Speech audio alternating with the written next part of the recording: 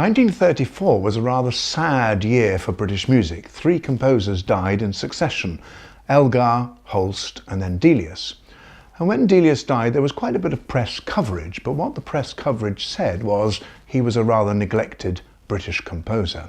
And that remains true. His music isn't part of the mainstream repertory, although certain pieces are incredibly popular. Delius is a sort of Marmite composer. It seems that you either get it and like him or you don't.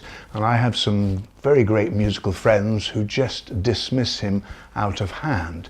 And I find that puzzling because there are all sorts of Delius, it seems to me. There's Delius of La Calinda, wonderful tune that you can hum along to. There's Delius of Paris, that symphonic poem, which is an impressionistic piece, sounding very much to my ears like Debussy. And there's the big-boned Delius of the Mass of Life, which is much more energetic and much more manful in its expression. And then perhaps we think of the first Cuckoo in Spring, and we think of that as being very British sounding, very sort of pastoral, although we have to bear in mind that it's based on a Swedish folk melody and not a British one. And the reason for all of this difference is that Delius had a very colourful life. He was born into a German family and in fact has German blood in his veins, that's all. But he was born in Bradford and the family were here with a woolen business. And the father, Julius, kept sending Delius off to run bits of the business, and Delius unfortunately ran off and listened to music. And so at one point, father decided to send him to Florida, out of harm's way, as it were, to look after an orange plantation. And that's where the music begins for Delius, because he hears the African Americans singing late at night. And what he hears is rather interesting harmony and rather interesting melody. And if you listen to Delius's music, you can feel that it's sort of blues before anybody else gets to blues. It's sort of jazz before anybody else gets to jazz. And so Delius decides that he wants to be a composer. He then travels to Norway, is incredibly influenced by the mountains and the place itself. He meets Grieg, and Grieg luckily persuades Delius's father that Delius should study music. So the next move is to Leipzig, where he begins to study formally. And here he comes under the influence of Germanic music. I don't think he was ever interested in Beethoven and Mendelssohn, but Wagner and the later sort of chromatic music of the late 19th century. And then he goes to Paris, where he spends 10 years, I'm afraid, leading the good life. And it's here that we know that he contracted syphilis. He spent a lot of time in the brothels of Paris. He meets lots of artists at this time, heavily influenced by the music of that period, and that is Debussy and Ravel, but also of the art of that period. And that's when he meets Jelka Rosen, who becomes a lifelong companion. She devotes her life to him, makes it possible for Delius to carry on composing, and eventually they marry. And when Delius dies, I mean, she in fact dies quite soon after, they devote their lives to each other. Unfortunately, he wasn't a very good husband and was continued to be unfaithful to her, but she devoted her life to him. So the music is very colourful in all sorts of different ways, and I think for us we find it very difficult to think of him as a British composer. He's far too cosmopolitan. We can't put him in a box. We can't say what his music is like, because it is like no other. And I suppose the detractors also find in his music that it is formless. Now that's wrong, it's rhapsodic, and we've decided, having done some Vaughan Williams, including the C Symphony, that Vaughan Williams is rhapsodic too, but it isn't formless. And as we've been singing the Seadrift, you can hear certain little bits of melody, certain little motifs come round and round to bind the piece together. But that is certainly one criticism of Delius, is that the music goes from one event to another in perhaps a seamless rather than a formless fashion. And also some people find the harmony a little bit slithery, and it is true that he writes chromatic harmony that moves from one place to another sometimes just by semitones. But again, this is part of his style, and if we think about it, Warlock, Percy Grainger, they all write in that similar style. One big influence, I think, which again we don't perhaps acknowledge properly, is Grieg himself, that use of folk melody. And if you look at Grieg's scores, they're full of rather exotic harmonies. We get used to them because we know what Greek sounds like. And I think all of these things, the French, the Norwegian, the German, the African American, they all come together in this wonderful Delius sound world. Delius had his first major successes in Germany. The German public took to his music. He'd studied there and had made contacts with conductors and composers there. And Seadrift was given its first performance in Essen in 1906. And then, rather luckily for Delius, Sir Thomas Beecham took up his cause in this country, and Beecham, as we know, recorded many of Delius's works. He certainly championed him and Seadrift, Mass of Life, even the Village Romeo and Juliet, which Beecham mounted at Covent Garden. And in 1926, Beecham put on a 6-day festival of Delius's music, which helped consolidate his reputation here. But as we've said before, his music has not always been a standard repertory for everybody. Seadrift is one of his major masterpieces. It's only 25 minutes long, but is a very significant piece that works, I think, on all levels. The inspiration is the poem by Walt Whitman, part of his Leaves of Grass, and it's part of a longer poem.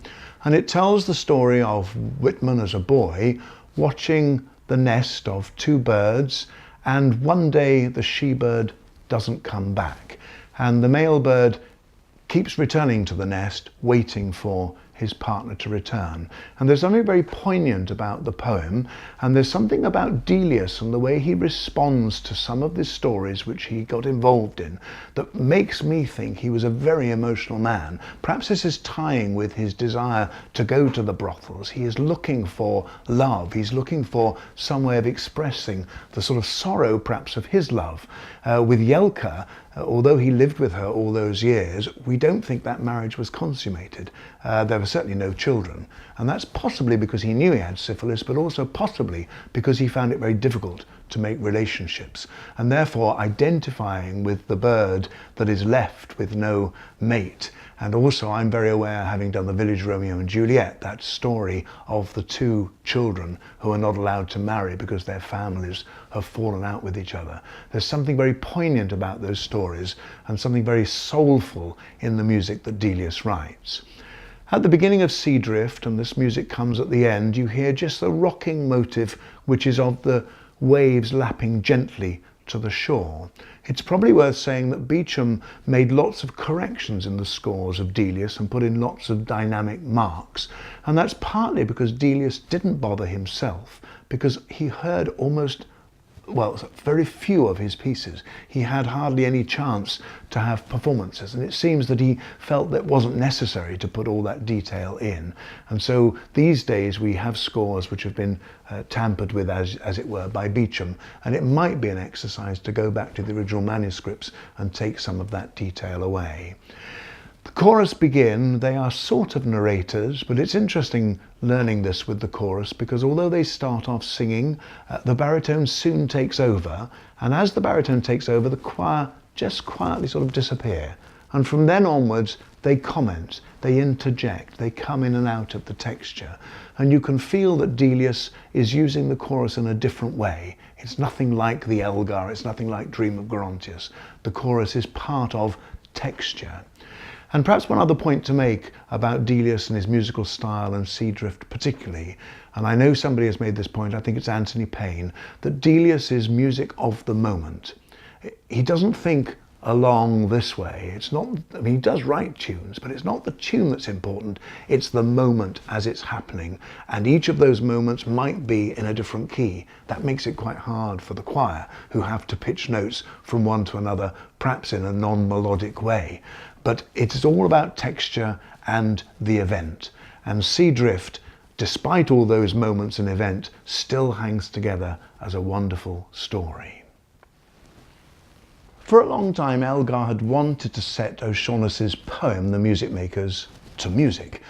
Elgar had this idea that you shouldn't set great poetry to music because you weren't bringing anything to the table. And so it's a rather sad fact that when Elgar chose texts for his songs particularly, the poetry is not very distinguished. And one has to admit that this is not a great poem, The Music Makers, but what it does say, and Elgar identified with, is the music maker himself, the artist, the creative artist in his own, as it were, dream world. We keep singing the word dream. And that appealed to Elgar to express what a composer does. And so for a long time, Elgar had thought about setting it. And then in 1912, the Birmingham Festival wanted a new piece from Elgar, and this was the opportunity. And the first performance of The Music Makers was indeed in 1912. And what intrigues me about this piece is that Elgar throughout quotes himself. Now, I'm not sure whether I've ever realised that Elgar was an arrogant man, but there's something a little bit arrogant about writing a piece where you quote all your own themes. Or was it just that the poem suggested those? Quite near the beginning, the sea is mentioned, and so Elgar quotes his sea pictures. The dream of Gerontius comes up because of the word dream. So it's just possible that having got the idea of using one or two of his own themes, that became fixed as something he was going to do. And you will hear bits of his violin concerto, the two symphonies, Dream of Gerontius we've mentioned, but also very particularly Nimrod from the Enigma Variations. Those variations had been written in 1899, and that was the piece that put Elgar firmly on the map. And from that moment until 1912, and until the point where Elgar begins to stop writing altogether, he was our foremost British composer, and still holds that position now. So throughout the poem, and the poem is very varied in its moods, Elgar himself goes from passage to passage, conveying those different moods. And so we hear fast music and slow music. The piece, in a way, is a bit of a patchwork. But again, as all clever composers can do, he can make it seem a whole by referring back to sections from the beginning at the end. And indeed, the piece ends quietly. In fact, all the pieces in this concert end quietly. We are the dreamers of dreams.